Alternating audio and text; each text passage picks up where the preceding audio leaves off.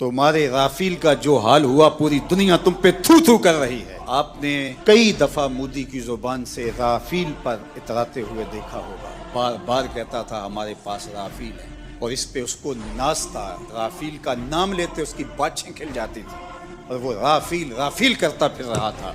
लेकिन फिर राफेल को भागने के रास्ते भी नहीं मिले हैं, और हमारे अबाबील तुम्हारे मुकाबले में डटे हुए हैं, और इंशाअल्लाह पाकिस्तान फातेह बन के उभरेगा। हमारे शेर दिल मुजाहिद जो अपनी जाने हथेली पे लिए शहीद होने की आरजुएं कर रहे हैं। हमारे पायलट दारू पी के नहीं चढ़ते जहाजों के ऊपर। तुमने समझा कि ये बाहमी इफ्तिराक में मुब्तला है और आज इसराइल के बलबोते पे फुदक रहे हो। उसके ड्रोन तुम हमारी फजाओं में छोड़ के समझते हो कि हम बड़े बहादुर बन गए हैं। ये तुम्हारे ड्रोन और तुम्हारे त्यारे और तुम्हारी तवानाई तुम्हारे लिए ही जहन्नुम बन जाएंगे, और इंशाअल्लाह आज नहीं तो कल पाकिस्तान का जवाब देखने वाला होगा, दुनिया देखेगी इंशाअल्लाह।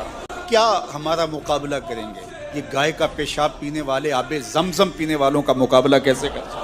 वो गाय जिसका पेशाब उसका अपना बच्चा नहीं पीता, वो दूध पीता है, पेशाब नहीं पीता, तो ये क्या हमारा मुकाबला कर पाएंगे? इनकी पतलूनें अभी से गीली होनी शुरू हो गई हैं। जरा इनकी चीखो पुकार देखो, इनके मीडिया हाउसेस के अंदर किस तरह चीख और चिल्ला रहे हैं, और पीछे इनका खौफ मुलाजा कीजिए, और इस कौम का जज्बा भी देखिए। अभी ड्रोन बाद में गिरता है, ये पहले पहुंचे हुए होते हैं और वहां जाके तहव्वुर आमेज नारे लगा रहे होते हैं। इस कौम के जज्बों को कैसे तुम मात दे सकते हो? कोई खौफ और कोई डर इस कौम की खलड़ी में पैदा नहीं हुआ।